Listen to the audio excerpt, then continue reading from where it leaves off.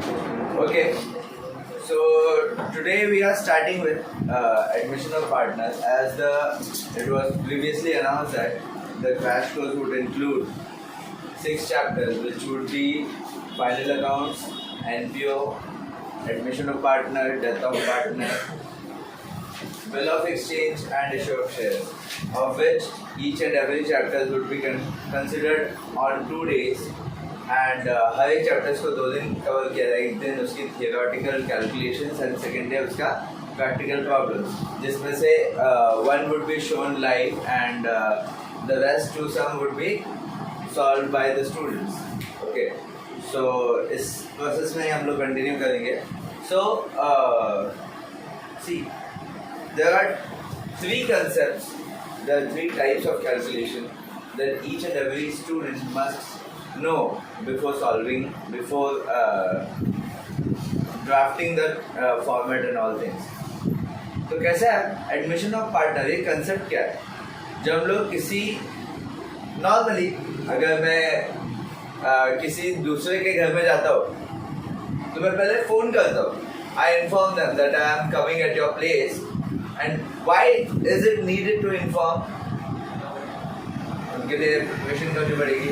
अगर वो pre inform करके आ जाए, मतलब इन्फॉर्म किए बिना ही आ जाए और बाद में बोले क्या मेरा मेहमान नवाजी नहीं हुआ, ये नहीं हुआ, वो नहीं हुआ, मुझे बहुत बुरा लगा, इसके घर पे नेक्स्ट टाइम कभी नहीं जाऊँगा, फिर दुनिया भर की बात चालू हो जाती है. और इसीलिए तो एकदम सिंपल सा कंसेप्ट है कि जब कोई हमारे घर में आता है तो हम लोग सबसे पहले बेसिक क्या करते हैं? साफ सफाई करते हैं. सबसे बेसिक क्या करते हैं? साफ सफाई करते हैं. जो हमारा डिनर सेट है, जो भी हमारा लंच सेट है, वो हम लोग चेंज करते हैं, वो नया लाते हैं.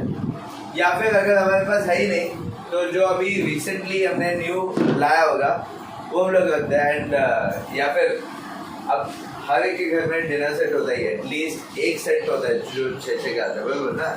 तो इनकेस अगर कोई बाहर का व्यक्ति आता है तो हम लोग उन्हें सर्व करेंगे.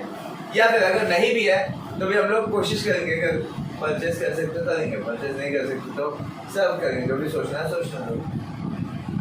तो कहने की बात क्या कि whenever a new person comes, we make a lot of arrangements. Either the asset is increased or asset is decreased. Either the liability is increased or liability is decreased. But whenever the third person comes between 2 persons, there is always some or the other sacrifice in some or the other way. ठीक है? अब जैसे घर में new born baby हो गया तो जो चीज़ सबसे पहले डैड 3 लाते थे, 2 लाते थे, वो आज भी 2 ही ला रहे हैं. क्योंकि ये जो 2 लोग हैं, जो बचे हुए लोग हैं, उनको छोटी बेटी पे बहुत ज़्यादा प्यार है तो अपने हिस्से का थोड़ा उसे दे देते हैं. ये तो एक्चुअली मॉडल कंसेप्ट हो गया. लेकिन कहते हैं ना, अगर इसी को मॉनेटरी कंसेप्ट देखा ले तो मुझे क्यों शेअर करना पड़ता है, सब मुझे क्यों शेअर करना पडता है, बरोबर ना? आता एखादा मोठा असेल, एखादा छोटा असेल, तर तिथे असतं ना की अरे यार सब इसको ही मिल रहा है, जो भी नई चीज़ आ रही है सब इसको मिल रहा है. ऐसे कितने तो सारे मूवीज़ बने हैं कि जहाँ पे जेलसी भी आ जाती है. ठीक है, दैट्स अनदर कंसेप्ट. हम लोग वो सोशल कॉज में नहीं जाएंगे. लेकिन कहने का मतलब क्या, देयर इज सम और द अदर सैक्रिफाइस. तो ये रेशियोज हमें देखना होता है.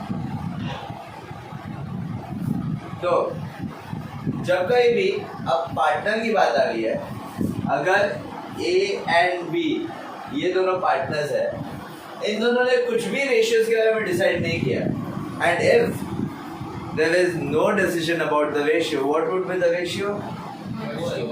1:1. Why? Equal ratio. That means इन लोग का 1:1. ओके, अब जब तीसरा पार्टनर आ रहा है, तीसरे पार्टनर को भी उन लोग ने कुछ नहीं बताया. अब तीसरे पार्टनर को भी अगर कुछ नहीं बताया तो वो तीनों पार्टनर्स का रेशियो क्या होगा? 1:1. दैट मीन्स उधर भी इक्वल होगा, बराबर ना? दैट मीन्स अगर सी आता है तो उनका नया रेशियो रहेगा 1:1. जो चीज पहले 2 में बढ़ती थी वो अभी 3 में बढ़ रही है ना. मतलब पहले जो पिज्जा आता था, जो पहले 2 पार्ट में बढ़ता था वो भी 3 पार्ट में बढ़ रहा है।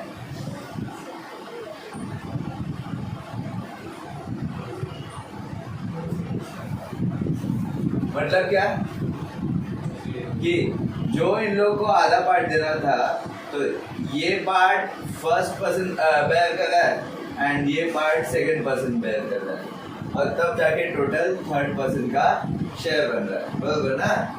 That means there is some sacrifice. तो कितना सैक्रिफाइस किया है? तो इसने अपने इस पार्ट में से इतने पार्ट को माइनस किया, ओके। इसलिए ऐसा सैक्रिफाइस रेशियो का फॉर्मूला बनता है, ये ओल्ड रेशियो, ये है न्यू रेशियो एंड ये सैक्रिफाइस रेशियो। तो सैक्रिफाइस रेशियो का इसलिए देखो इतना था पहले, उसे इतना मिल रहा था, इतना पार्ट वो दे रहा है। दैट मीन्स अब ये इतना पार्ट क्या है? तो दैट इज ओल्ड, इसको दे रहा है, तो इसलिए new ratio minus old ratio, तो 1/2 माइनस 1/3, ये एक आ गया। इसका 1/2 minus 1/3। Now how we will calculate this? Very good. 3 1s are 3, 2 1s are 2, 2 2s are 6, 3 1s are 3, 3 2s are 2 and 3 2s are 6। That means ये दोनों भी 1/6 रेशियो में share किया। दैट मीन्स अगेन क्या है? 1:1। एंड इसलिए ऐसा कंसेप्ट बनता है कि whenever इधर भी 1 है, इधर भी 1 है, जब कहीं भी ऐसा सेम होगा तो क्या होगा? सैक्रिफाइस रेशियो इक्वल होगा। दैट मीन्स क्या हम लोग यहाँ पे ये सब लिखने के बजाय हम लोग क्या लिख सकते हैं directly? Old ratio as old ratio and new ratio are same, therefore sacrifice ratio is also same. Okay, is that clear everyone? Okay, तो ये हमारा रेशियो का कैलकुलेशन हो गया। Let's see 2 to 3 more things.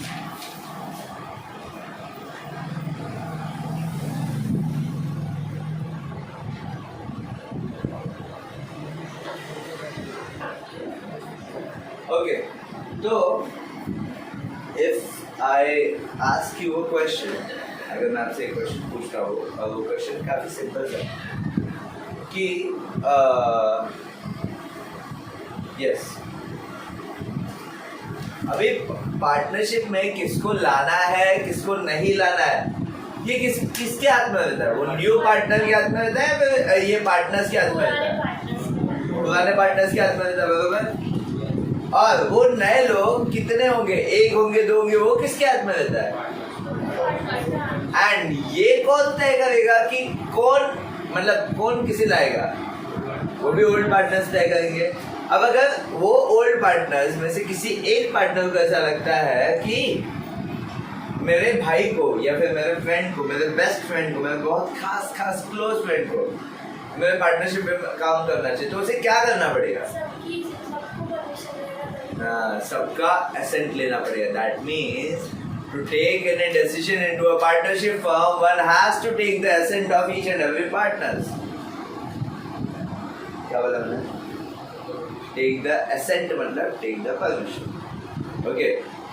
और किसको कितना शेयर देना है, किसको कितना शेयर लेना है, ये भी तय करने के लिए हमें कंसेंट लेना पड़ता है। क्या लेना पड़ता है? कंसेंट लेना पड़ता है, मतलब हर एक की राय लेनी पड़ती है, सजेशन लेना पड़ता है। If all the partners, even a single partner is against to that concept, against to that permission, then that won't be applicable. Okay, एकदम सिंपल सा रूल है। ओके, अब जैसे कंपनी में अगर कोई डिसीजन लेना है तो कंपनी में डिसीजन लेने के लिए अगर 51% पब्लिक मेंबर्स मान गए ना, बाकी इसके 49% मगर रहे।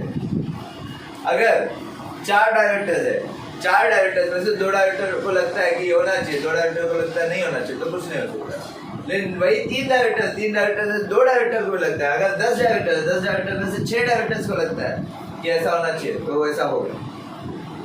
51% होना चाहिए। उसी तरह 100 लोग हैं, उसमें 51 को, अगर 50 को लगता है ऐसा होना चाहिए, 50 को लगता है ऐसा होना चाहिए, तो कुछ नहीं हो सकता। लेकिन एक भी अगर पड़ गया तो ऐसा लेकिन यहाँ पे हर एक पार्टनर का कंसेंट होना ही चाहिए, तो ही कोई चीज़ एप्लीकेशन में आ सकती है। सो यहाँ पे कभी कभी ऐसा भी होता है कि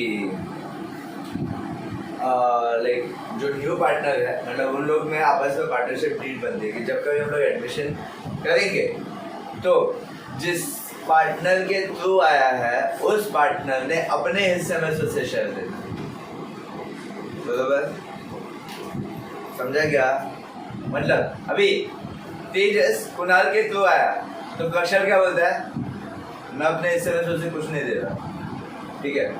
तो कुणाल क्या बोलेगा, ठीक है यू डोंट गिव, जो भी मुझे प्रॉफिट मिलेगा उस प्रॉफिट में से मैं उसे अपना हिस्सा दे दूंगा, तो you won't get goodwill, whatever he would be giving the goodwill, you don't get any profits out of that.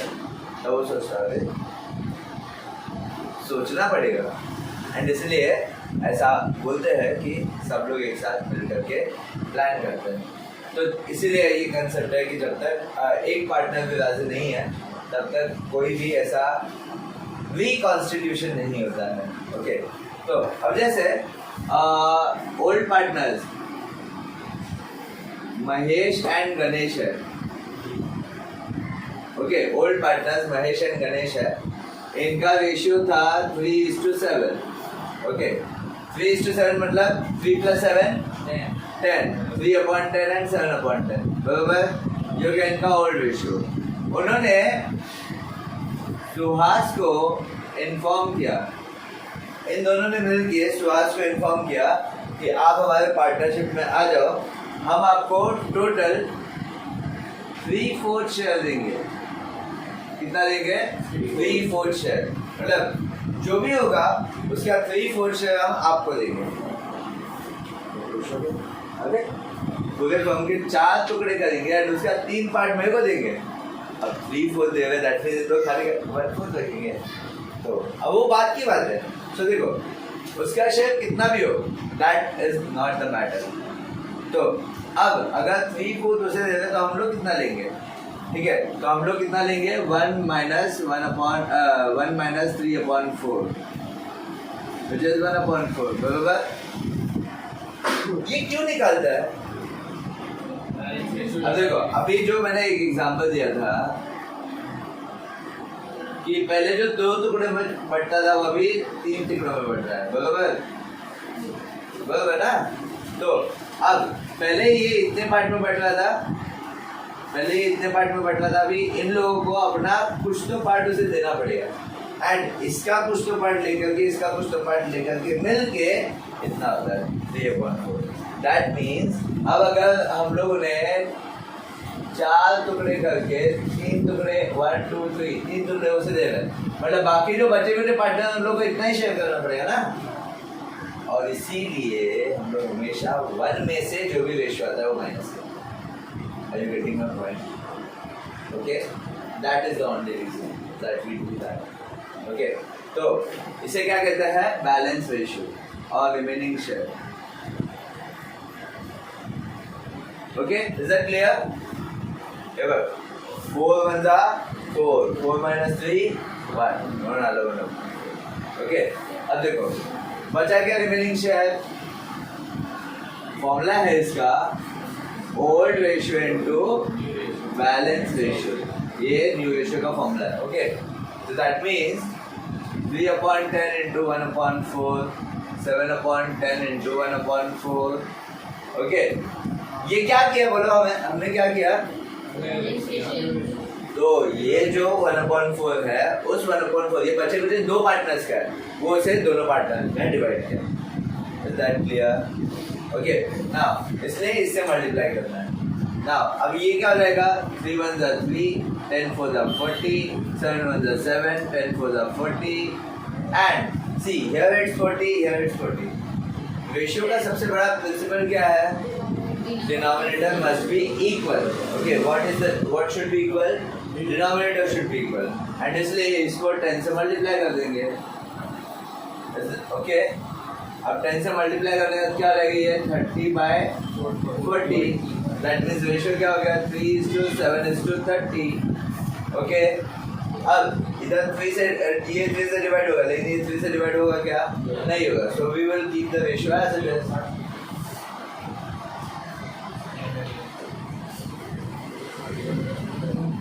ये 0 काट सकते हो. क्यों? अभी तो मल्टीप्लाई किया.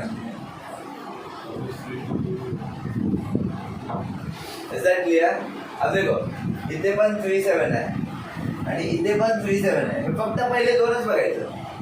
ठीक है, इधर भी 3 7 है और इधर भी 3 7 है. और इसीलिए हमारा सैक्रिफाइस रेशियो पे हम लोग लिखेंगे as old and new ratio are same, therefore sacrifice ratio is also same. Okay, and इसलिए sacrifice ratio क्या हो जाएगा? 3:7.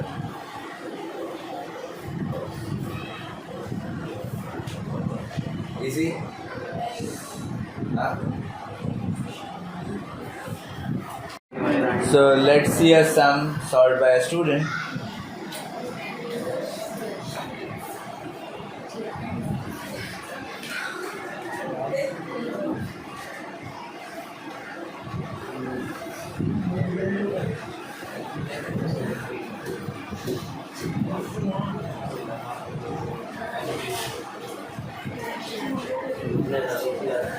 Not an issue, do it. It may be wrong.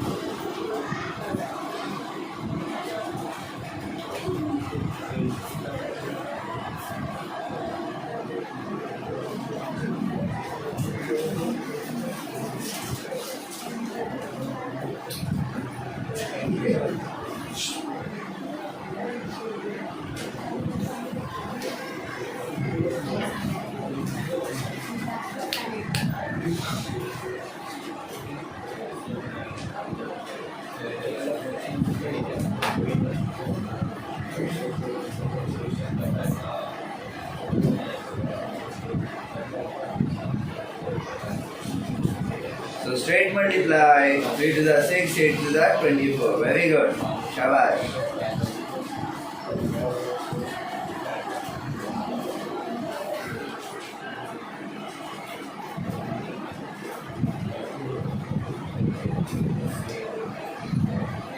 क्या बात है.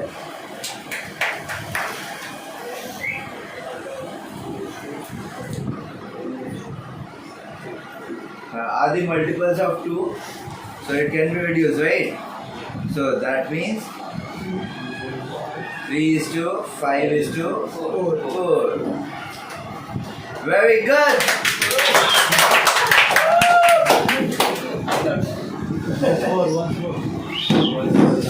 Okay. So as the calculation of ratio is being clear, we could move ahead. हम लोग आगे बढ़ सकते हैं. रेशियो के कैलकुलेशन के लिए देखो क्या क्या चीजें ध्यान में रखना है. पहले ओल्ड रेशियो कैलकुलेट करना है, जो कि हमेशा क्वेश्चन में दिया है, बराबर.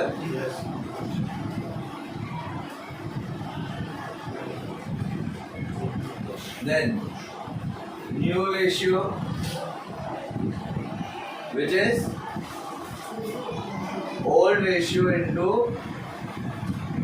balance ratio, बराबर. where balance ratio क्या होता है? 1 minus new partner share. Okay. Then sacrifice ratio. What is sacrifice ratio? Old ratio minus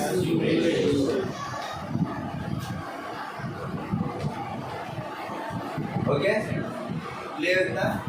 Now the next calculation is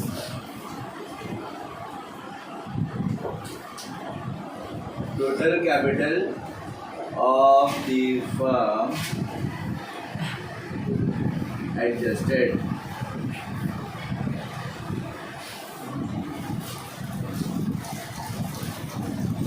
Now, क्या है ये? देखो दो तरीके के होते हैं. सबसे पहला इशा कि ओल्ड पार्टनर्स का टोटल कैपिटल है 2 लाख, मतलब फर्स्ट पार्टनर ने 1 लाख लाया, दूसरे पार्टनर ने 1 लाख लाया। अगर तीसरे पार्टनर से हमने 50,000 ले लिया तो टोटल कैपिटल कितना हो जाएगा? 2,50,000 हो जाएगा, सिंपल। अब लेकिन अगर जिससे हम लोग 50,000 की डिमांड कर रहे हैं वो अगर ऐसा बोले मैं 50,000 दूं, क्यों बताओ? Why do I need to pay 50,000 as a capital? I am a skillful person. I'm not paying 50,000. And if I pay, that means बाकी की चीजें होने चाहिए। That means अब वो क्या बोलता है कि मेरा फंड आने के बाद आप मुझे जितना शेयर दे रहे हो उसके हिसाब से, अगर मैं उसे 3/4 शेयर दे रहा हूँ, अगर मैं उसे 3/4 शेयर दे रहा हूँ तो 50,000 into 4/3 होगा, 3/4 का ऐसे क्यों कर? मतलब जितना उसका कैपिटल होना चाहिए तो 2 lakh divide by 3, that is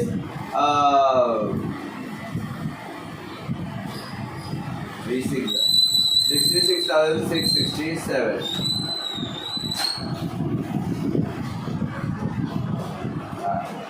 66,667 इतना टोटल कैपिटल होना चाहिए, लेकिन टोटल कैपिटल तो 2 लाख है, तो लोग बाकी का बैलेंस निकालेंगे।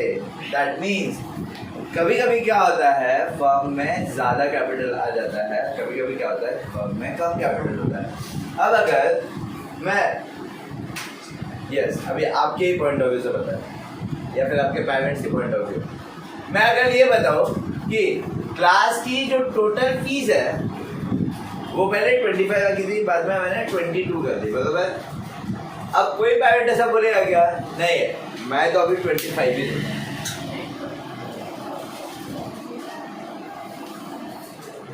20 ही देंगे। तो दैट्स द थिंग। तो कहने का मतलब क्या, अगर यही सेम चीज मैं ऐसा बोलूं कि मैं हर एक स्टूडेंट की टोटल फीस जो है वो 2 लाख कंसिडर कर रहा हूँ, स्टूडेंट से बोलेगा 2 लाख कंसिडर कर रहे हैं हम लोग, 20 स्टूडेंट, दैट मींस एक स्टूडेंट फी 10,000 है। ऐसा भी हो सकता है ना, तो ऐसा भी आप लोग बोल सकते हैं। अब कोई भी बोलेगा 10,000 तो मेरी फीस रिफंड करो जितना मैंने दिया है, बराबर ना। सो मतलब दैट्स अ पर्टिकुलर कंसेप्ट कि यहाँ पे किसी फर्म का टोटल कैपिटल आइदर कैलकुलेट करें या फिर जो कैपिटल दिया हो उसे टोटल करें। तो अगर किसी फर्म का टोटल कैपिटल कैलकुलेट करना है तो वो क्या फॉर्मूला है? New partner's capital into reciprocal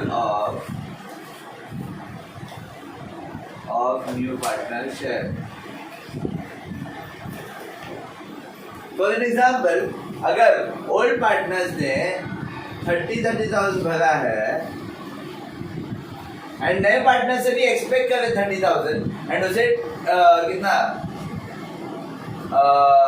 half share दे रहे हैं, मतलब अगर उससे भी 30,000 वो एक्सपेक्ट कर रहे हैं एंड उसे हाफ शेयर दे रहे हैं, दैट मीन्स मैं हाफ का 2/1 कर दूंगा तो 60,000। दैट मीन्स फर्म का टोटल कैपिटल होना चाहिए 60,000। क्या होना चाहिए फर्म का टोटल कैपिटल? 60,000 होना चाहिए, लेकिन 30 एंड 30 60 तो इधर ही हो गया, इसका 30 अभी आने पर तो लोग क्या बोलेंगे, काम करते हैं 60,000 ही चाहिए ना, तो 30 और इसका 30 90 होता है, 30,000 लोग विड्रॉ कर लेंगे, आपस में 15 शेयर कर लेंगे, समझा ना? अरे समझा कि नहीं समझा? हाँ, ओल्ड पार्टनर्स ले लेंगे। मतलब अगर इसी का उल्टा हो गया, अगर मैं वो 1/4 शेयर दे रहे तो 3/4 12, 1,20,000 रहेगा। तो ये तो 30 दे रहा है, इसे 30, इससे हमने 30 मांगा, उसने 30 दे दिया।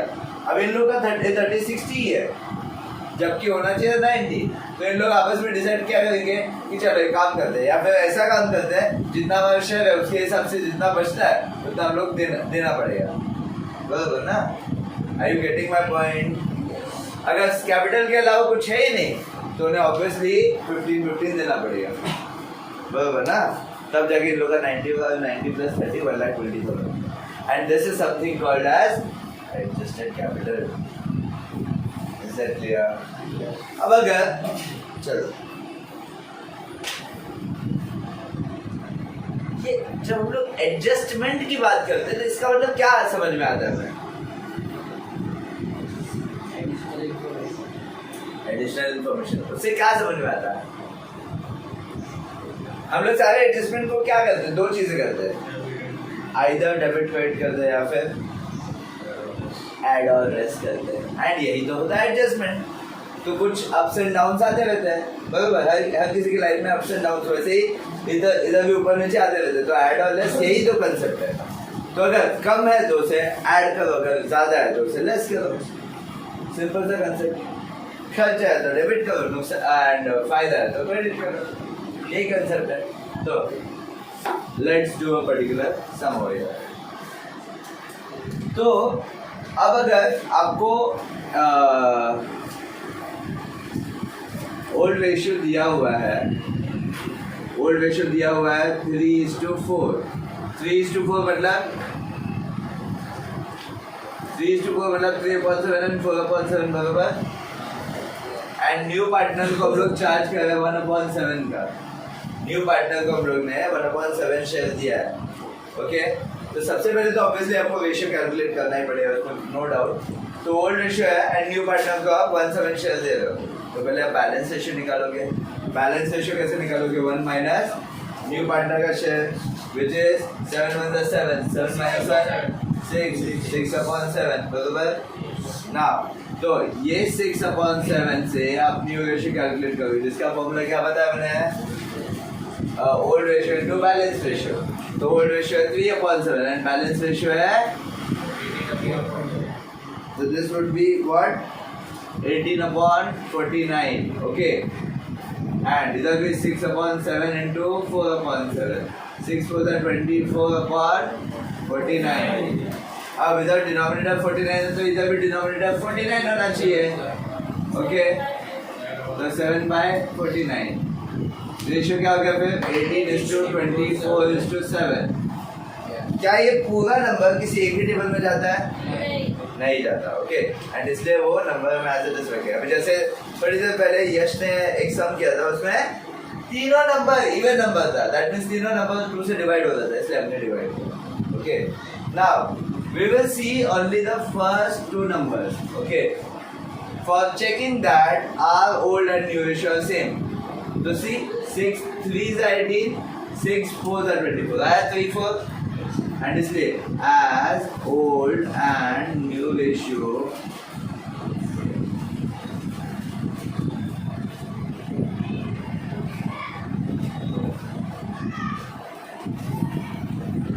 इसलिए सैक्रिफाइस रेशियो भी क्या हो जाएगा? 3:4। Is that clear? Now let's calculate the new firms capital. तो टोटल कैपिटल कैसे कैलकुलेट करेंगे? समझो फॉर एग्जांपल 80,000 हम लोग डिमांड कर रहे हैं, 80,000 हम लोग न्यू पार्टनर से डिमांड कर रहे हैं, एंड कितना शेयर है उसका? 1/7 शेयर है। 1/7 का 7 टाइम हो जाएगा, बरोबर, एंड इट वुड बी 5,60,000, बरोबर।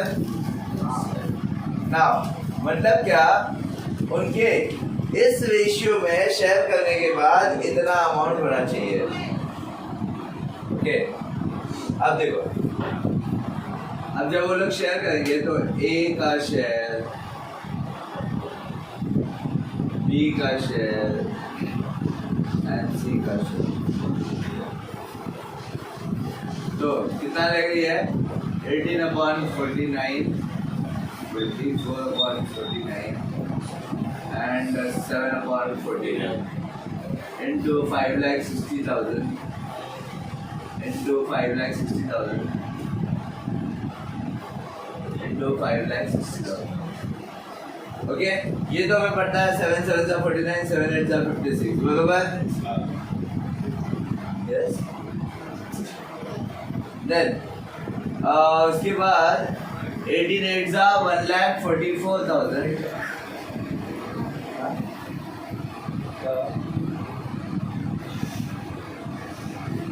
18 8 जा 144 and 4 zeros, 14 lakh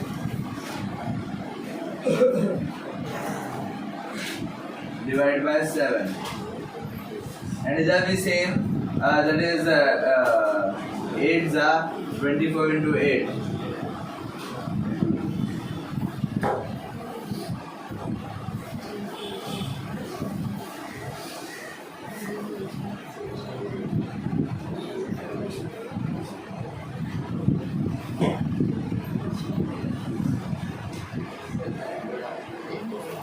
So 8 4 are 32 and 8 2 are 16, 390 upon 7, and this becomes okay. तो just 7 से हम लोग डिवाइड करेंगे एंड ये निकाल देंगे. तो इस तरीके से एक्चुअली आपको क्वेश्चन में जो आता है अमाउंट वो काफ़ी इजी आता है, तो फिर इतना आपको पैनिक करने की ज़रूरत नहीं है. Is that clear? Huh?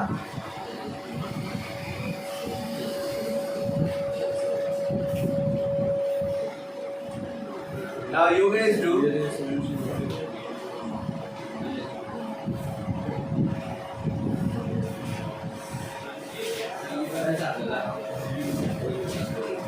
C का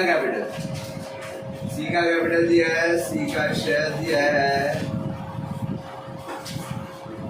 1/4 एंड A का ओल्ड रेशियो दिया है 3:7. ठीक है. हाँ, anyone would like to do on board? Yes. Sujal?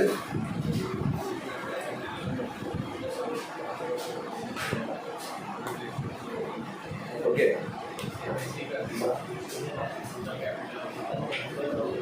Yes. Well.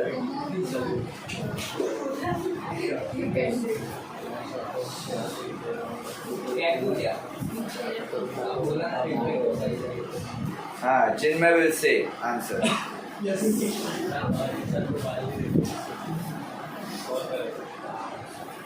हाँ, तो क्या होगा, पहले रेशियो निकालेंगे old and new A B C. हाँ, क्या आएगा ओल्ड रेशियो 3/10 and 7/10. जिनमें आपकी आवाज़ नहीं आ रही है, इधर आएगा 1/4. हाँ, तो बैलेंस रेशियो क्या आएगा? Very good. 3/4 into 3/10 and 3/4 into 7/10. इससे भी 3/4 से मल्टीप्लाई करेंगे ना? वेरी गुड, शाबाश. 3 2s are 9, 4 10s are 40, 3 7s are 21, 4 10s are 40 and 10/40. Okay. तो ये रेशियो क्या 9:21:10. क्या ये एक ही टेबल में जाएगा? नहीं जाएगा. 9 and 21 जाएगा, लेकिन तो 3 3s are 3 7s are 21. आ गया 3 7. एंड इसलिए as old and new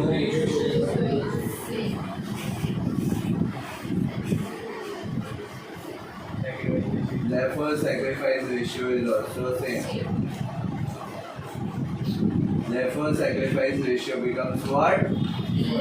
Is to 7. Okay. Now adjusted capital की बारी. तो टोटल कैपिटल कितना आएगा हमारा? 50,000 इंटू रेसिप्रो करना. किसका रेसिप्रो करेंगे? पार्टनर. क्या है? 4. 5 होगा 20. 2 लाख. ओके. रेशियो क्या है? 9 10 9 21 10. तो A share, B share, C share. A का है 9/40, B का है 21/40 एंड C का है 10/40 into 2 lakh.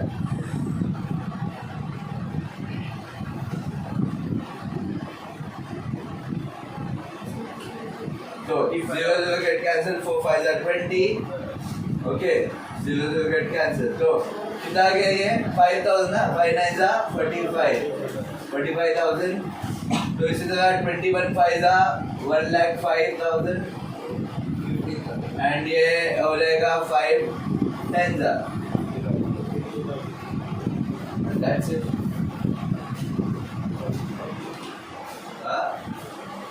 तो अब अगर इधर मैं ऐसा बोलता हूँ कि ए का कैपिटल दिया है 25,000 एंड बी का कैपिटल दिया है 1 लाख। तो देखो ए का कैपिटल होना चाहिए 45,000 लेकिन उसका कैपिटल है 25,000। उससे पैसे हम लेंगे। यस कम दिया ना पैसा, उसके फर्म में उसका खुद का पैसा 45,000 होना चाहिए एज अ डिपॉजिट। अब इधर 1 लाख है, 1 लाख है, इधर 1,05,000। अभी जैसे काइंड इन्फॉर्मेशन, आप जब रेंट पे रहते हो, ठीक है, जब आप रेंट पे रहते हो तो आपसे ऐसा बोला जाता है कि आपको मिनिमम 5 मंथ का रेंट एज अ डिपॉजिट पे रखना पड़ेगा। ठीक है, जिस महीने आप नहीं पे करेंगे उस महीने का हम डिपॉजिट में से कट कर लेंगे, बराबर। एंड अप टू 5 टाइम्स तक आपको मतलब 5 मंथ तक रखा जाएगा विदाउट रेंट पेड, क्योंकि हफ्ते 5 मंथ का डिपॉजिट पे किया हुआ है। एंड अगर आपने कभी भी नहीं पे किया तो फिर आपको निकाल दिया जाएगा विदाउट गिविंग डिपॉजिट। ओके, बराबर ना? हाँ, so this is the calculation of total firm's capital. The third calculation, that is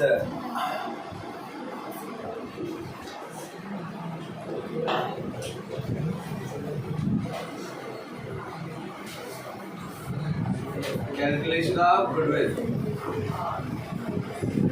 Now, कैसा था ना ये गुडविल का मतलब 3 चीजें, पहले तो हम लोग कैलकुलेशन देख लेते हैं, देन उसके बाद गुडविल की 3 चीजें क्या है वो हम लोग देखते हैं। सो गुडविल कैलकुलेशन के लिए 2 मेथड है, जिसमें स्टेट बोर्ड में एक ही थियोरेटिकल है, बाकी मतलब एक ही प्रैक्टिकल है, बाकी जो दूसरा मेथड है, जैसे 2 मेथड है, एक एवरेज प्रॉफिट मेथड एंड एक है सुपर प्रॉफिट मेथड।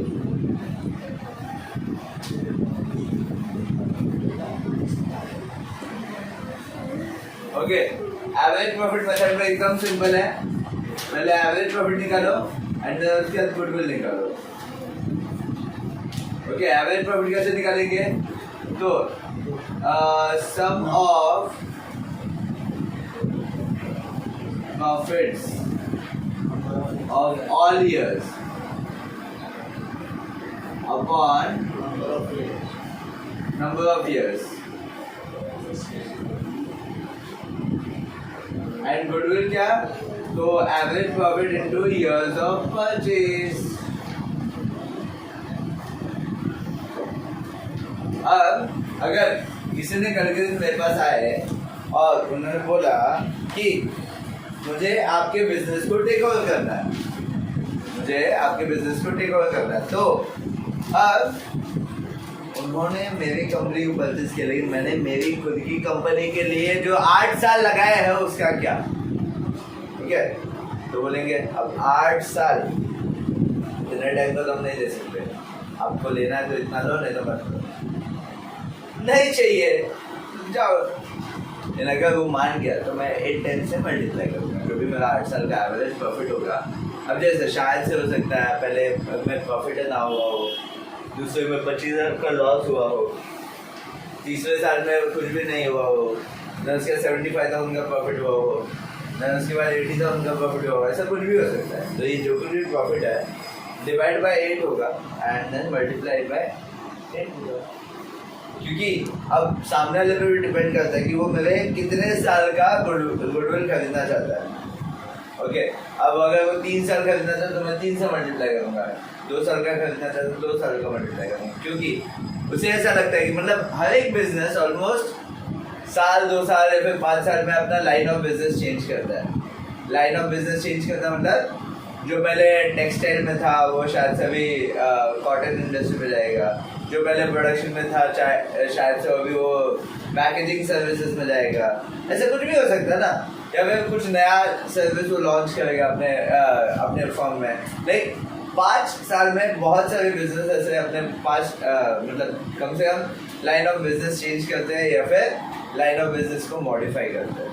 ओके, कोई भी कांस्टेंट एक ही बेसिस पे नहीं करता. लाइक अगर पहले मैं टेक्स्ट बुक लेके स्टोरी फॉर्मेट में अगर बता दो ऐसे बिना कुछ प्रैक्टिकल एग्जांपल दिए, बिना किसी को ऐसा बोर्ड पे बुलाया हुआ, अगर ऐसे में कंटिन्यूसली करते होंगे तो आपको क्या समझेगा इधर तो एक पैटर्न है, एक ही पैटर्न फॉलो होता है. तो अगर ऐसा है तो कोई भी बिजनेस सक्सेसफुल नहीं होता. जितना आप हर साल न्यू पैटर्न लाते रहेंगे उतना आपकी क्रिएटिविटी लोगों के मन में समझेगी और जैसे जैसे वो समझेगा वैसे वैसे आपका डेवलपमेंट होगा. सो कहने का मतलब क्या कि ये ईयर्स ऑफ परचेज ये सामने वाले के ऊपर डिपेंड करता है कि ये वो कितने साल के लिए परचेज कर रहे हैं. देन उसके बाद सुपर प्रॉफिट मेथड में सबसे पहले हम लोग एवरेज प्रॉफिट कैलकुलेट करते हैं, फिर हम लोग नॉर्मल प्रॉफिट कैलकुलेट करते हैं. एवरेज प्रॉफिट तो सेम, नॉर्मल प्रॉफिट कैसे कैलकुलेट करते हैं तो capital employed into NRR. Now what do we mean by capital employed? Any idea? So question में हमें बैलेंस शीट दिया रहता है, बराबर बैलेंस शीट दिया रहता है, ये क्वेश्चन में दिया रहता है एंड उसके एसेट एंड लायबिलिटीज का जो टोटल होता है वो capital, so that is the capital employed. That means what कि अगर आइदर एसेट का टोटल देगा या लायबिलिटी का टोटल देगा, क्योंकि बैलेंस शीट में दोनों साइड इक्वल ही रहते हैं, बराबर हमारे क्वेश्चन में भी इक्वल ही दिया रहेगा. तो उसका NRR, तो NRR मतलब नॉर्मल रेट ऑफ रिटर्न, तो जनरली 10% होता है, लेकिन that depends on the company कि उन्हें 5% देता है, 10%. मतलब ये मेरे ऊपर है कि मेरा प्रॉफिट मार्जिन मुझे कितना रखना है, 10% रखना है, 40% रखना है, 100% रखना है, मेरे को हर साल डबल प्रॉफिट चाहिए, वो मेरे ऊपर डिपेंड करता है. Then you get normal profit. तो average profit and normal profit अगर इन दोनों से मैं माइनस करता हूँ तो आता है वो super profit. Okay, that means अगर नॉर्मल प्रॉफिट में से एवरेज प्रॉफिट माइनस करने के बाद भी अगर कुछ पैसा बचता है तो होता है वो super profit. And then super profit goodwill कैसे कैलकुलेट होगा, फिर the goodwill into super profit into years of purchase.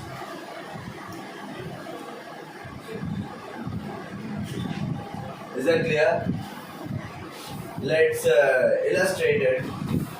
अब 5 साल का प्रॉफिट है, समझो 50,000, 50,000 है, 35,000 है, 25,000 है,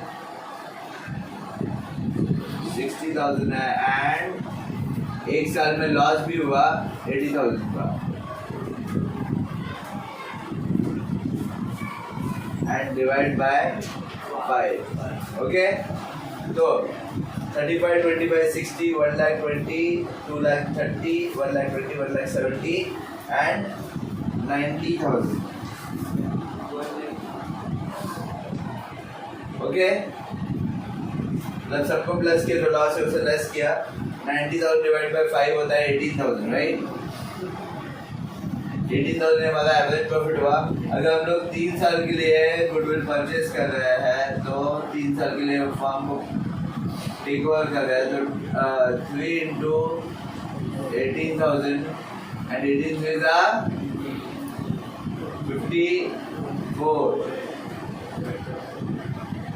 54,000 का गुडविल है.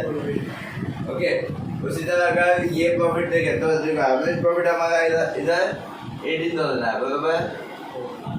हमारा कैपिटल एम्प्लॉयड समझो 1 लाख है, तो 1 लाख का 10% कितना आएगा 10,000. तो कैपिटल एम्प्लॉयड समझो 2 लाख है, तो हमारा ये कितना आएगा 20,000. ओके, अब normal profit minus average profit कितना आएगा 2,000. दैट इज हमारा गुडविल कितना आएगा 2,000 into 3 and that would be 6,000. अब कौन सा बेटर है, एवरेज प्रॉफिट या super profit? Average profit method बदलो. फॉर योर काइंड इन्फॉर्मेशन यहाँ पे हम लोग नॉर्मल प्रॉफिट निकालने के बाद ये एक्स्ट्रा प्रॉफिट दे रहे हैं. हमारा नॉर्मल प्रॉफिट देने के बाद मतलब अभी फॉर योर काइंड इन्फॉर्मेशन अगर मैं आज के दिन किसी इन्वेस्टर से पूछूं कि आपने आज जब इन्वेस्टमेंट स्टार्ट की थी तो आपने कितना इन्वेस्ट किया था, तो वो बोलेगा 1 लाख मैंने इन्वेस्ट किया था। और आपने 1 लाख इन्वेस्ट करने के बाद आपको कितना प्रॉफिट हुआ, तो बोला 1 लाख इन्वेस्ट करने का मेरे को 60,000 का प्रॉफिट हुआ। दैट मीन 60,000 उसने विड्रॉ कर लिया। अब उसने क्या किया, 60,000 प्रॉफिट कमाने के बाद 60,000 वैसे ही रखा, 1 लाख साइड में निकाल दिया। मतलब क्या किया उसने, जो पैसे उसने इन्वेस्ट किए थे वो पैसे तो साइड में निकाल लिया, अभी बचे कितने, 60,000 बचे जो कि प्रॉफिट है। अब अगर ये करके लॉस में हो जाता तो क्या ही फर्क पड़ता है, हाँ? क्यों फर्क पड़ता है, नहीं पड़ना चाहिए। अपना जो पैसा हमने इन्वेस्ट किया था वो तो आ गया ना, तो लो रिस्क जितना लेना है, क्योंकि जब तक पैसे को मतलब जब तक पैसे पूरी तरह देंगे नहीं तब तक पैसे कभी इंक्रीज नहीं होते। इसलिए ऐसा शेयर मार्केट का ये रूल है कि आप जितना दे सकते हो, जितना आप ऐसे जेब से ऐसे गिराते गिराते चल सकते हो उतना ही इन्वेस्ट करो। Okay, so for kind information, ये वो मेथड है जो भी मैंने बताया कि लोग हमेशा मार्केट में एज एन इन्वेस्टमेंट ही करते हैं। यस,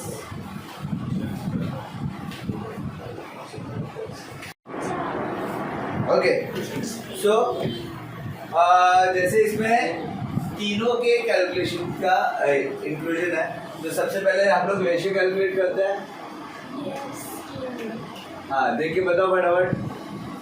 मनीषा, मेघना, मनीषा, मीना, उनका रेशियो क्या है, 3:2।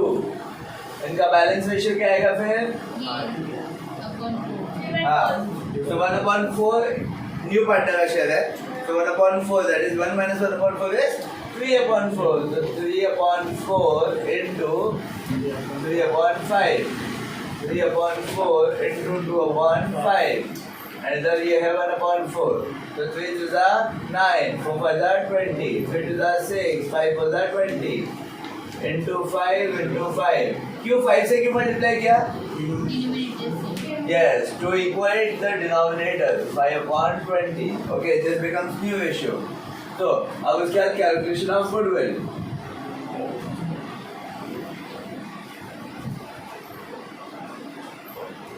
पहले क्या कर रहा है, एवरेज प्रॉफिट बराबर, that is 35,000 plus 68,000 plus 70,000 plus 80,000 plus 25,000 divide by 6, ये आ गया 3,60,000 ना।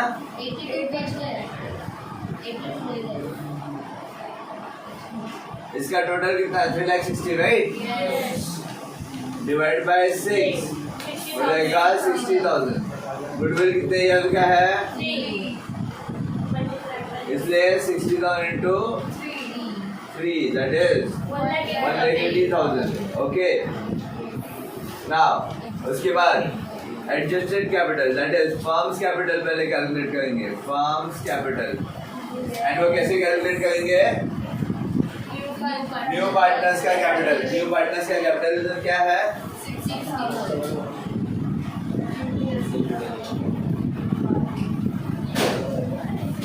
न्यू पार्टनर्स का कैपिटल कितना है इधर, तो हमने लिया है 60,000, तो 60,000 से शेयर कितना दिया है हमने, 1/4, तो 1/4 का उल्टा दैट इज 4, which becomes 2,40,000 बराबर, ओके ना। एंड देन इसे शेयर करना है,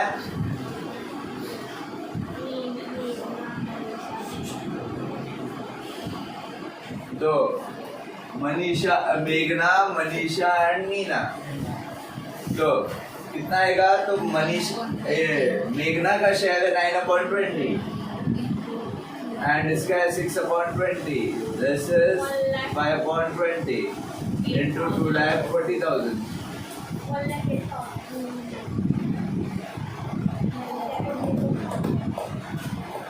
okay, so 0 0 cut, 12 9s are 108, 12 6s are 72 and 12 5s are 60। तो where is old ratio used to share old profit, that is profit before the admission. Okay, now कैसा होता है, अभी admission होने से पहले बहुत सारे ऐसे रिजर्व होते हैं. तो कौन कौन से रिजर्व होते हैं? Capital reserve, general reserve, profit and loss account, reserve fund, ये 4 रिजर्व होते हैं. उसके अलावा भी होते हैं इन्वेस्टमेंट फ्लक्चुएशन रिजर्व, लेकिन वो इन्वेस्टमेंट से माइनस. ओके, सो ये 4 रिजर्व होते हैं. मतलब बाकी जितने भी रिजर्व्स है, मतलब ये 4 रिजर्व जो मैंने बताया, that is the free reserve. बाकी इन्वेस्टमेंट फ्लक्चुएशन रिजर्व है, डिवेंचर रिडेम्पशन रिजर्व है, वर्कमैन कंपेंसेशन रिजर्व है, वर्कमैन कंपेंसेशन फंड है. ये सारे जो वर्ड्स है, ये पर्टिकुलर उस पर्टिकुलर रीजन के लिए यूज होता है. मतलब अगर कल के दिन मैंने ऐसा आप लोगों को बोला है कि if you all cross or anyone cross 85% in 12th standard, then each and everyone would get the 50% refund. तो मतलब वो रिफंड देने के लिए मुझे हमेशा एक साइड में रिजर्व रखना पड़ेगा. अब जैसे मेरे पास 20 स्टूडेंट्स है, हर एक स्टूडेंट से मैं 20,000 फीस ले रहा हूँ. दैट मीन्स उनका हाफ फीस मुझे हमेशा साइड में एज अ रिजर्व रखना पड़ेगा. मतलब मैं उसे खर्चा कर ही नहीं सकता इस तरीके से. ओके, क्योंकि अब मैं ऐसा समझ के चले जाते ना कि बाबा मैं पढ़ा रहा तो कोई भी 85% से ज़्यादा नहीं आएगा. How I could be provided in my mind. So that is not possible. And अगर ऐसा रहेगा तब तो फिर मैं पढ़ाऊंगा नहीं. सिंपल ना. तो ये क्रैश कोर्स लेना, दुनिया भर का एक्स्ट्रा खर्चा करना क्यों जरूरत है? बराबर ना. तो जब पता है कि अगर मैं ज़्यादा मेहनत करूँगा, ज़्यादा स्टूडेंट्स को परसेंट आ गया, तो फिर it's waste of time.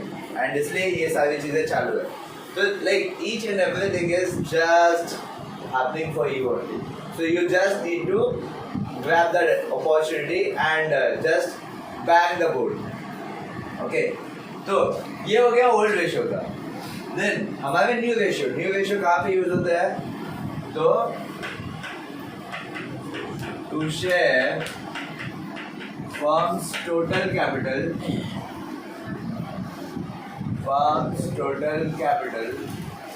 and to write off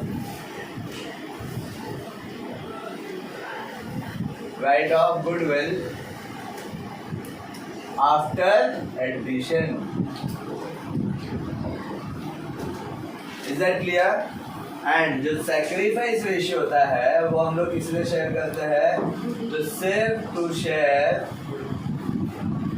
and write off goodwill.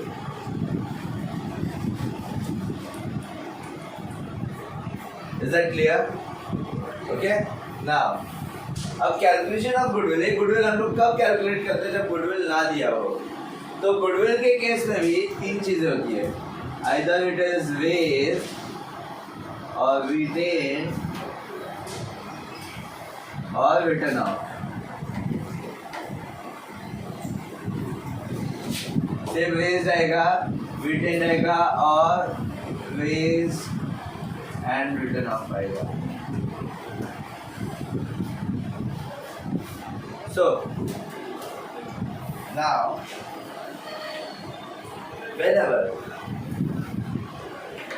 whenever we say that the goodwill is raised, तो हमेशा हमें जो गुडविल अमाउंट दिया है वो पूरा का पूरा अब शो कर दो. क्या बोला मैंने? वो पूरा का पूरा शो कर दो. मतलब जितना गुडविल, अगर goodwill raised is 50,000, goodwill raised is 80,000, goodwill raised is 70,000, so whatever the amount of goodwill you need to share between the partners. And which partners? Old partners. Okay, क्योंकि वही सैक्रिफाइस कर रहे, right?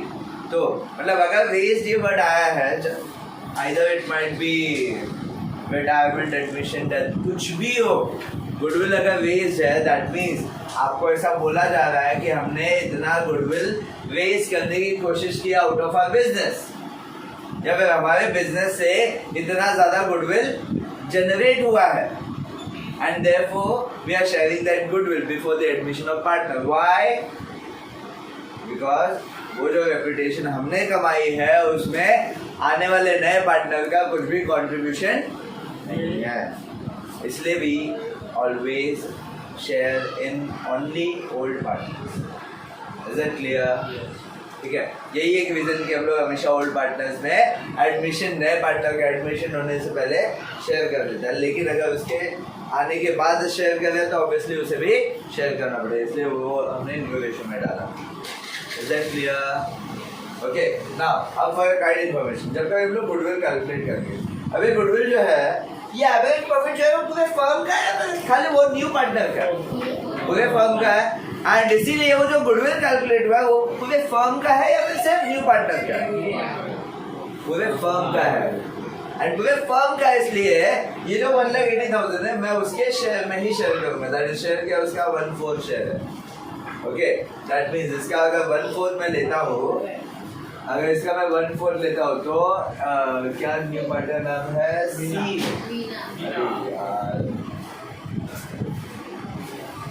गड़बड़ हो गया। Okay, very good. तो मीना का share कितना है इधर? That is 1,80,000 divide by 4 which is 45,000। मतलब जो हम लोग शेयर करेंगे वो 45,000 अमाउंट होगा। Is that clear?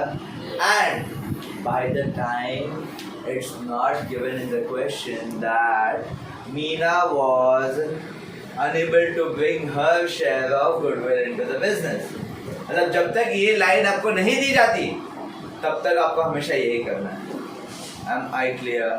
And आपने गुडविल कैलकुलेट किया एंड ऐसा जब तक लिखा नहीं है मीना वॉज या फिर new partner was unable to bring her share of goodwill, तब आपको पूरा शेयर करना है। अब कभी कभी क्वेश्चन में आप इलस्ट्रेशन में, मतलब जब कभी कोई क्वेश्चन देखेंगे ना तो ध्यान से देखना आपको, goodwill of the firm was raised as 18,000, that was goodwill of the firm, मतलब फर्म का गुडविल उतना 18,000 है, उसका शेयर निकाल करके ही शेयर करो। ठीक है, goodwill of the new partner was raised as this, तब आपको क्या तो जो दिया है वो आपको शेयर कर देना। Am I clear? ओके, अब गुडविल जब रेज दिया है इसका मतलब आपने जितना दिया है गुडविल उतना शेयर कर देना है, रिटर्न दिया जितना दिया उतना शेयर कर लेना है, लेकिन रेज एंड रिटर्न ऑफ किया है तो आपको उतना रेज करना है, उतना ही आपको राइट ऑफ डेबिट चाहिए। Okay, so again I am saying that कि हमारा जो गुडविल है ये हमें नए पार्टनर से मिलता है, बरोबर?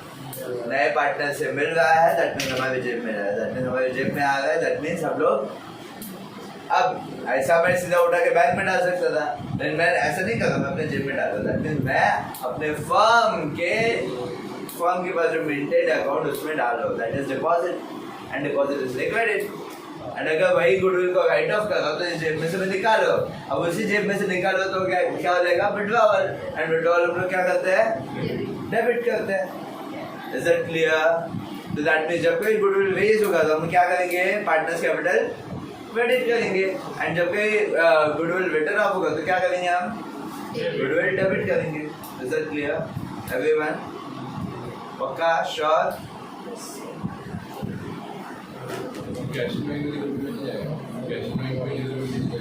Okay, so again the concept is the goodwill is always brought in cash. Goodwill कैसे लाया जाता है? कैश में लिया जाता है, क्योंकि गुडविल हम लोग ऐसा जनरेट नहीं कर रहे हैं, मतलब गुडविल तो हम लोग अपने मर्जी से बोल रहे हैं कि ये इतना हमारा गुडविल है, इतना हमारा गुडविल है, तो हम लोग इसीलिए गुडविल जो कुछ भी गुडविल हो कैश में लेते हैं।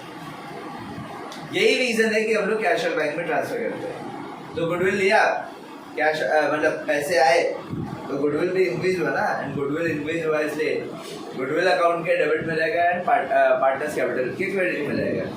Okay, clear? एंड उसी तरीके से जब हम लोग गुडविल राइट ऑफ करेंगे तो उसी का वैसा इफेक्ट होगा। तो गुडविल जब हम लोग निकालेंगे we are returning of cash, ऐसा लोग कंसीडर करते हैं।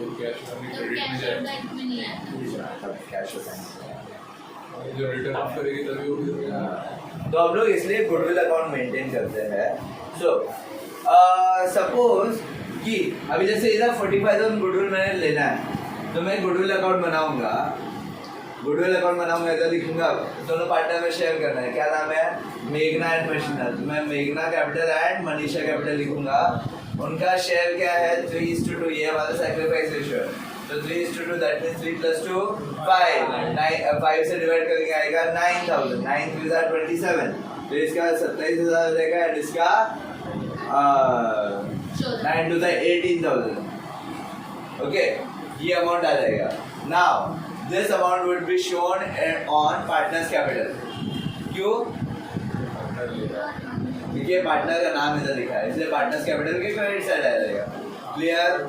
अब अगर रिटर्न ऑफ किया है तो पार्टनर्स कैपिटल के डेबिट साइड इधर आ जाएगा। मतलब इधर कुछ बचा ही नहीं तो कैश में जाएगा कैसे? ओके, अब ये हम बाद में सोचते हैं ये तो कैश में पैसे आए थे, तो चलो इसे कैश में ट्रांसफर कर देते हैं। यस, तो इसे बाय क्लोजिंग करते हुए बाय कैश 45 एंड कैश और बैंक के डेबिट साइड आ जाएगा 45। Is that clear? पक्का? तो ये सारी चीज़ें मैंने आई गेस आपको एक फोटो में भेजी थी जिसमें एकदम क्लियर अक्षरों में लिखा था।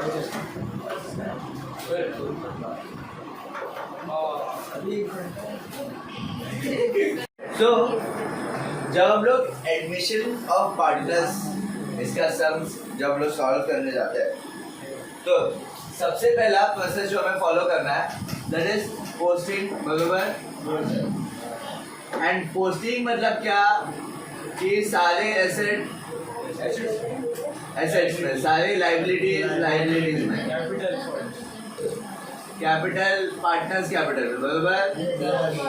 एंड जितने भी रिजर्व्स है वो भी पार्टनर्स कैपिटल में। ओके, वो पोस्टिंग का पार्ट नहीं है, वो एडजस्टमेंट का पार्ट है।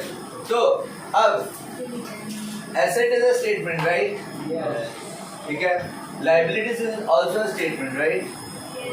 इसका भी हम लोग एक स्टेटमेंट में से खाली ओपनिंग बैलेंस हम लोग रिकॉर्ड कर देते हैं। बराबर?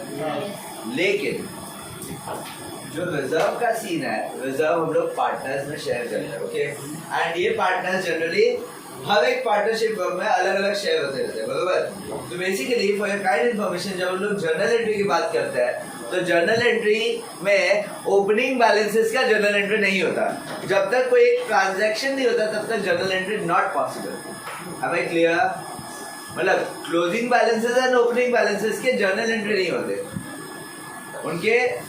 मतलब क्लोजिंग बैलेंसेस का एक बार हो भी जाएगा जर्नल एंट्री, लेकिन ओपनिंग बैलेंसेस का कभी भी जर्नल एंट्री नहीं होता। Am I clear to all? And ये तीनों ओपनिंग बैलेंसेस है, रिजर्व हमारा क्लोजिंग बैलेंस है। अब मुझे बताओ क्या ये जितने भी रिजर्व है क्या it is necessary that it is always must be needed to be liability? मतलब सारे रिजर्व लायबिलिटी ही होते हैं, एसेट नहीं हो सकते? हो सकते हैं एसेट। कैसे हो सकते हैं? अच्छा, रिजर्व होता क्या है? क्या मतलब होता है रिजर्व का?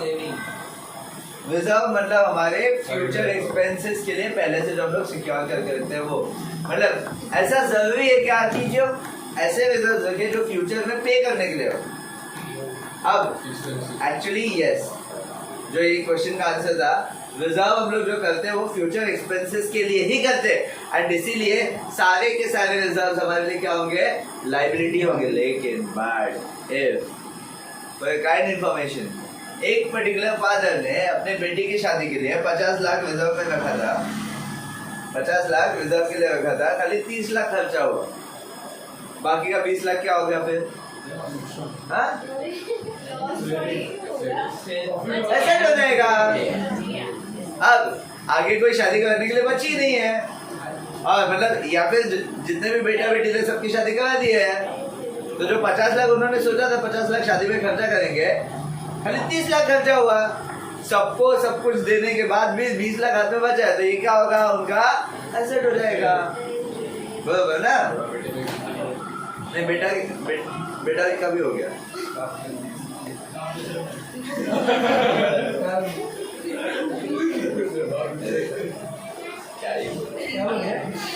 पापा दूसरा शादी कर दे।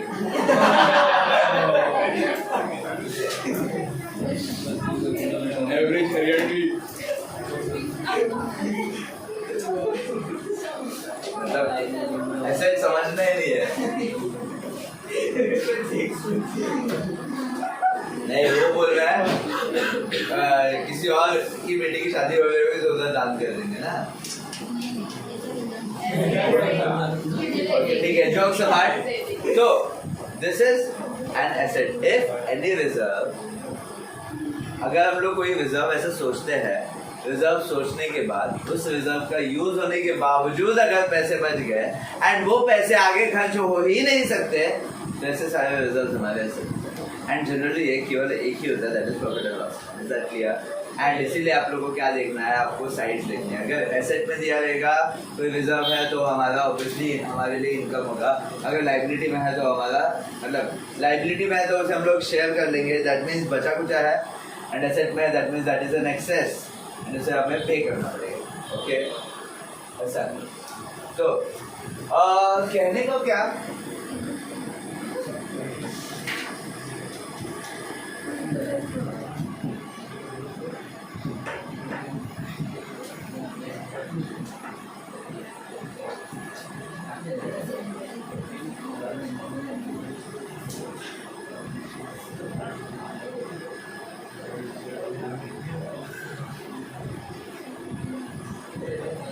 Okay, general entry for admission of partner. तो जो सबसे पहला चीज है that is for reserve.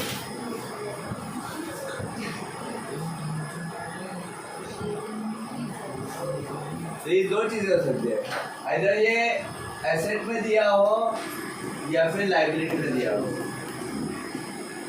Now all assets have a debit balance, all liabilities have a credit balance. तो अगर एसेट में है तो उसे हम लोग को डेबिट में लिखना है। किसके डेबिट में लिखना है? पार्टनर्स कैपिटल के डेबिट में लिखना है।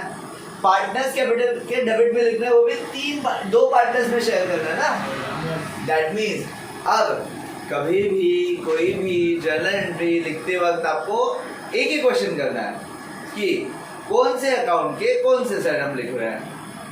ओके, तो यहाँ पे हम लोग पार्टनर्स कैपिटल के डेबिट साइड लिख रहे हैं, राइट?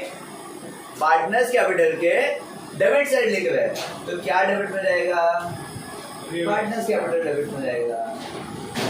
अगेन क्या क्वेश्चन करना है, कौन से साइड के मतलब कौन से अकाउंट के कौन से साइड लिख रहे हैं। तो पार्टनर्स कैपिटल अकाउंट के क्रेडिट साइड डेबिट साइड लिखेंगे, बराबर। अगर एसेट है डेबिट बैलेंस, अगर वो रिजर्व पर्टिकुलरली एसेट में दिया है तो all asset have debit balance, that means partners capital के डेबिट साइड लिखेंगे, that means partners capital debit में रहेगा। अब पार्टनर्स कैपिटल डेबिट में रहेगा, उसमें जितने भी पार्टनर्स होंगे ना सबको डेबिट में डालना है। पूछो ऐसा क्यों? क्योंकि वो पार्टनर कैपिटल जो अकाउंट है वो दो पार्टनर का अकाउंट है। ओके, तो आप इंडिविजुअली दोनों का अलग अलग अकाउंट बनाओ या फिर एक साथ एक ही मर्ज करके अकाउंट बनाओ, that depends on you. Okay, मतलब उसे हम लोग अगर एबीसी पार्टनर तो ए कैपिटल, बी कैपिटल, सी कैपिटल, ऐसे तीन अलग अलग अकाउंट बनाओ, फिर तीनों को मर्ज करके तीन अकाउंट का कॉलम बनाओ, both have same meaning. Okay, and इसीलिए यहाँ पे एसेट में है इसलिए A capital, B capital,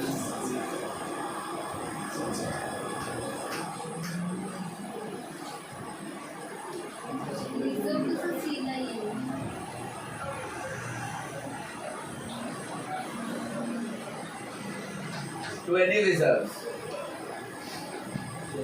okay, क्या क्वेश्चन करना है?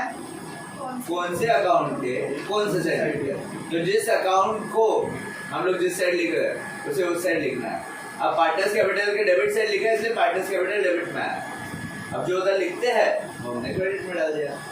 अब जैसे इधर लाइबिलिटी में है, अगर तो लाइबिलिटी से आपका क्रेडिट बैलेंस, इसलिए रिजर्व्स को हम लोग क्रेडिट में लिखेंगे एंड रिजर्व्स को क्रेडिट में लिखेंगे, दैट मींस पार्टनर्स कैपिटल के क्रेडिट साइड में लिखेंगे और पार्टनर्स कैपिटल के क्रेडिट साइड में लिखेंगे, तो क्या है वो हमें मिलने वाला है, that means partners capital credit में रहेगा। तो इधर हम लोग लिखते हैं क्या है, reserve reserve account debit to A's capital to B's capital, मतलब जो भी हो पार्टनर, ओल्ड पार्टनर्स को ही आता है। ओके, ये हो गया फर्स्ट एंट्री। अब जैसे आप लोगों ने बताया कि आपको प्रोसेस पता है, तो सबसे पहले क्या करना है, पोस्टिंग करने हैं। ये हो गया हमारा पोस्टिंग का पार्ट। ओके, देन उसमें एडजस्टमेंट करना है, बराबर। एडजस्टमेंट में क्या क्या सीन है, तो पहला तो कैपिटल लिखना होता है बराबर, न्यू पार्टनर का कैपिटल लिखना होता है, देन उसके अलावा क्या लिखना होता है, गुडविल लिखना होता है न्यू पार्टनर का, ओके, देन एप्रिसिएशन और depreciation of asset and appreciation और डेप्रिसिएशन ऑफ लायबिलिटी, यही है ना, यही होता है हमारा एडजस्टमेंट बेसिकली। प्रॉपर समझाइए, इतने ही होते हैं ना एडजस्टमेंट हमारे, हाँ, तो हमारे इतने ही एडजस्टमेंट होते हैं। अब इतने ही एडजस्टमेंट है तो इतने एडजस्टमेंट की एंट्रीज बनानी है।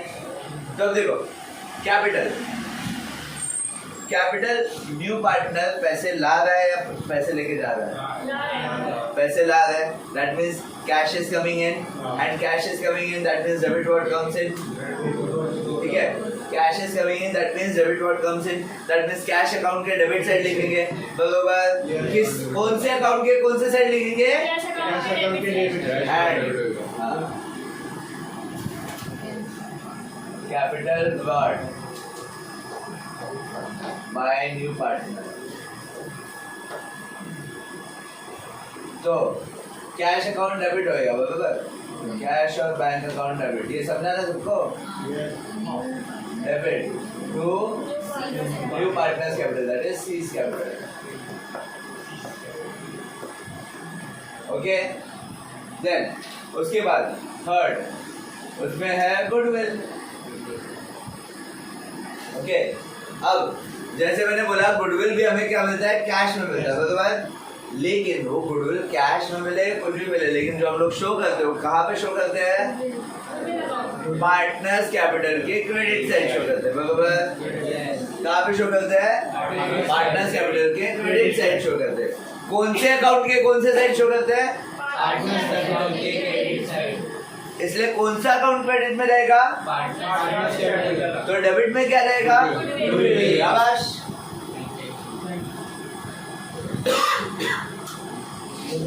Goodwill account debit to A's capital and to B's capital. Old partners में जाएगा, न्यू पार्टनर में भी जाएगा,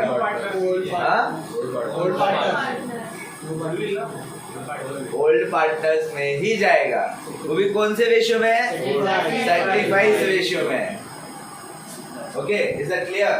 तो this is the general entry.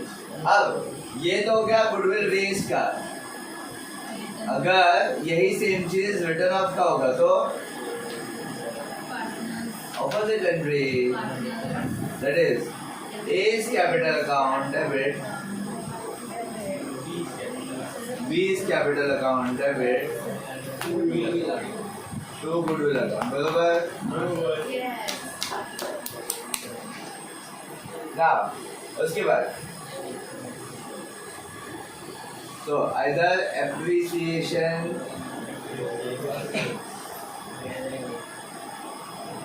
मतलब एसेट्स के केस में लिखते हैं एंड लायबिलिटी के केस। अगर एप्रिसिएशन होगा तो क्या एंड डेप्रिसिएशन होगा, एप्रिसिएशन और डेप्रिसिएशन। अब see listen carefully, whenever the assets increases we are in income or losses, हमारा फायदा होता है तो ऑब्वियसली इनकम, एंड इनकम होगा तो क्रेडिट, क्या क्रेडिट जाएगा, रिवैल्यूएशन में क्रेडिट जाएगा बराबर।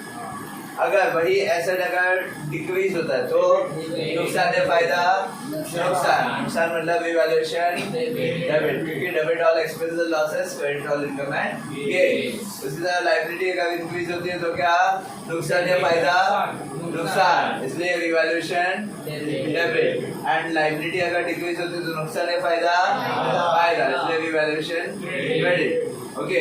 तो जब कोई एसेट एप्रिशिएट होएगा तो रिवैल्यूएशन क्रेडिट होगा बराबर, एंड रिवैल्यूएशन क्रेडिट होगा दैट मींस क्या डेबिट होगा, asset account debit to revaluation,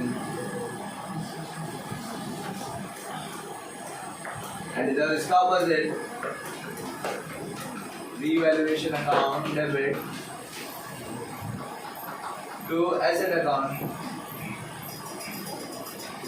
is that clear? Yes. And उसी का ऑपोजिट, अब अगर लायबिलिटी एप्रिशिएट होगा दैट इज इंक्रीज होगा तो क्या होगा? लॉस होगा। लॉस होगा इसलिए रिवैल्यूएशन डेबिट।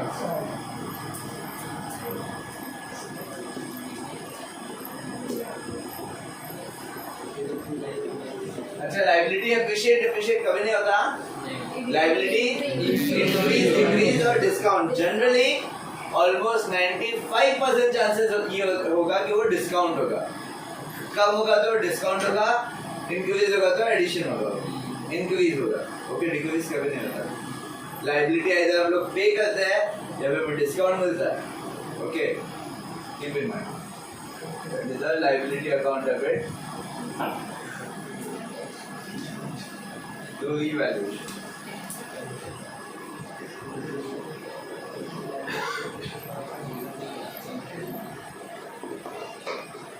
ओके, देन देखो ये सारी चीजें हो गए, अभी क्या बचा फिर? क्लोजिंग। ओके, क्या बचा फिर? क्लोजिंग। अब जब हम लोग क्लोजिंग करते हैं तो हमें कौन सी चीजें ध्यान में देना? पहले कौन सा अकाउंट क्लोज करते हैं? रिवैल्यूएशन अकाउंट क्लोज करते हैं। रिवैल्यूएशन अकाउंट में हमें क्या क्या आ सकता है? इधर नुकसान या फायदा। जब हमें नुकसान होगा तो उस नुकसान को हम लोग क्या बोलते हैं? लॉस और रिवैल्यूएशन। एंड प्रॉफिट होता है तो क्या बोलते हैं? Profit on revaluation. ओके, तो उसके बाद क्लोजिंग ऑफ रिवैल्यूएशन।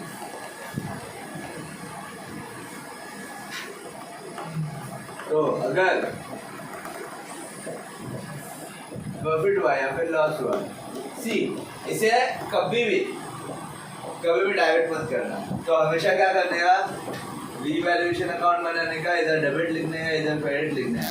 तो इधर रिवैल्यूएशन जितने बार डेबिट में होगा, इधर रिवैल्यूएशन जितने बार डेबिट में होगा वो अमाउंट डेबिट में लिखने का, जितने बार क्रेडिट में होगा वो अमाउंट क्रेडिट में लिखने का। Is that clear? अब उसके बाद तो हमें पता ही चल जाएगा कौन सा साइड कम है। अगर डेबिट साइड ज्यादा है तो लॉस, क्रेडिट साइड ज्यादा है तो प्रॉफिट। बरोबर ना? मतलब इनकम ज्यादा है, क्रेडिट साइड ज्यादा मतलब इनकम ज्यादा है, इनकम ज्यादा तो हमेशा प्रॉफिट। अगर क्रेडिट साइड ज्यादा है तो ही प्रॉफिट होगा, एंड प्रॉफिट होगा तो हम लोग डेबिट साइड लिखेंगे। बरोबर, दैट मींस प्रॉफिट होता है तो रिवैल्यूएशन के डेबिट साइड लिखते हैं, एंड उसी का वाइस वर्सा लॉस होता है तो डेबिट रिवैल्यूएशन के क्रेडिट साइड लिखते हैं। ये समझा? और ये जो अकाउंट्स है ये हम लोग किसमें शेयर करते हैं? कौन से partners? Old partners. Okay, that is अगर प्रॉफिट हुआ तो रिवैल्यूएशन के डेबिट साइड में लिखते हैं। बरोबर, एंड रिवैल्यूएशन के डेबिट साइड लिखते हैं, दैट इज रिवैल्यूएशन डेबिट में जाएगा। Revaluation account debit to partners capital, that means A's capital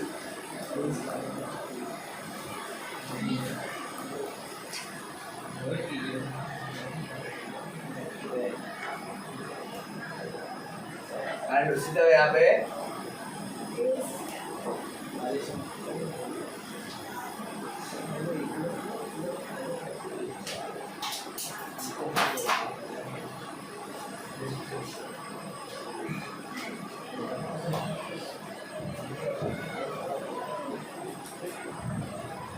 Is that clear? And तो एक बार रिवैल्यूएशन क्लोज हो गया, हम पार्टनर्स कैपिटल क्लोज करते हैं। पार्टनर्स कैपिटल क्लोज करते वक्त हम लोग क्या लिखते थे बताओ?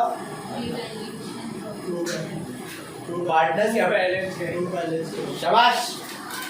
एंड वो बैलेंस कैपिटल लिख करके हम लोग कहाँ ट्रांसफर करते हैं? बैलेंस शीट में। मतलब बैलेंस शीट में ट्रांसफर करते हैं, balance sheet is a statement and henceforth there is no entry for balance capital. Okay, तो वही मैं बताया कुछ ही क्लोजिंग बैलेंस। अब जैसे ये क्लोजिंग बैलेंस है, लेकिन ये क्लोजिंग बैलेंस हम लोग किसी अकाउंट में ट्रांसफर कर रहे हैं एंड इसलिए उसकी जर्नल एंट्री है। Am I clear? अब इन केस यहाँ पे अगर एंड होता है तो जर्नल एंट्री अगर पूछते तो आपको इतनी एंट्रीज करनी है, ठीक है। लेकिन अगर वो एडजस्टेड कैपिटल का रहा तो आपको लास्ट ये पार्टनर्स कैपिटल भी क्लोज करना होगा।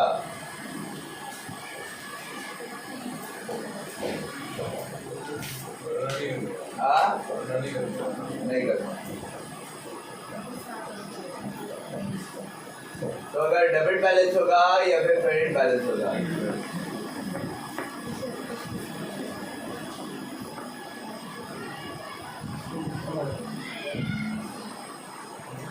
डेबिट बैलेंस से मतलब डेबिट साइड का ज्यादा टोटल, क्रेडिट बैलेंस से मतलब क्रेडिट साइड का ज्यादा। डेबिट बैलेंस से मतलब डेबिट का ज्यादा टोटल, दैट मींस डिफरेंस का भी लिखेंगे क्रेडिट में लिखेंगे। किसके क्रेडिट में लिखेंगे? पार्टनर्स कैपिटल के क्रेडिट में लिखेंगे। इसलिए कौन सा क्रेडिट जाएगा? पार्टनर्स कैपिटल क्रेडिट जाएगा। दैट मींस डेबिट में क्या रहेगा फिर? कैश और बैंक अकाउंट। समझा क्या?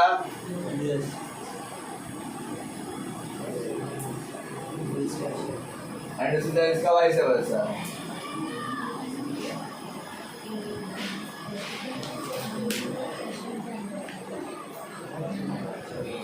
एक्चुअली पूरा क्वेश्चन पे डिपेंड करता है, कैश और बैंक होगा या फिर लोन होगा, करंट अकाउंट होगा, जो भी होगा। Okay, that depends on the question कि जो भी एडजस्टेड बैलेंस है वो हम लोग कैश में ले ले, लोन में ले ले, या फिर what ever thing it is. Okay, current account हो सकता है, लोन हो सकता है, देन एंड कैश हो सकता है। अगर ये तीनों चीज भी नहीं है तो भी कैश ही रहेगी। Is that clear? Yes. Okay. अब जैसे कैसा होता है कि अगर मैंने अगर 4 साल पुराना अगर किसी स्टूडेंट का फीस अगर बाकी है तो मैं उन्हें क्या बोलूँगा? अरे भाई साहब, आप लोग सर्विस क्या करते हैं? अच्छा, आप लोग एसी रिपेयर करवाते हैं। एक काम करो ना, मुझे एक नया एसी लगाना है, तो आप प्लीज़ मेरे पास तो बहुत वांदे हैं, तो आप जरा आपके कांटेक्ट में अगर कोई रहेगा एसी वाला तो आप दे दो, मैं इमीडिएटली इंस्टॉलेशन के बाद आपको आपके पैसे लगे दे दूँ। अब उसने लाया, लगाया, जय राम जी की आपकी फीस बाकी थे, आप भूल जाओ पैसे। ऐसे भी लोग करते हैं। हाँ, और यही एक रीजन है कि आजकल के डेज में किसी का फोन आता है तो पहले इंसान सोचता है ये फोन क्यों कर रहा है, इसका लिए पैसा ऐसा बाकी है क्या अपने पास? हाँ, बाकी है, फोन नहीं उठाने का। आजकल के दिन लोग देखते हैं कि पैसे अगर बाकी तो फोन नहीं उठाने का, नहीं तो पहले ट्रू कॉलर पे देखने अननोन नंबर है तो ट्रू कॉलर पे देखने कौन है, अंदर उसके बाद फोन उठाने का। तो यही सब रीजन की वजह से ह्यूमैनिटी धीरे धीरे मर रही है। ओके, सो ये रहा पूरा हमारा एडमिशन ऑफ पार्टनर का कंसेप्ट। इनके कैलकुलेशन हमने किया, इसका प्रोसेस हमने किया, इसकी क्लोजिंग हमने की, एंड थोड़े बहुत प्रैक्टिस भी किया। कल के दिन हम लोग इसकी सम्स की प्रैक्टिस करेंगे, so please be prepared with 5 sums, 5 formats. Okay, चलो बाय।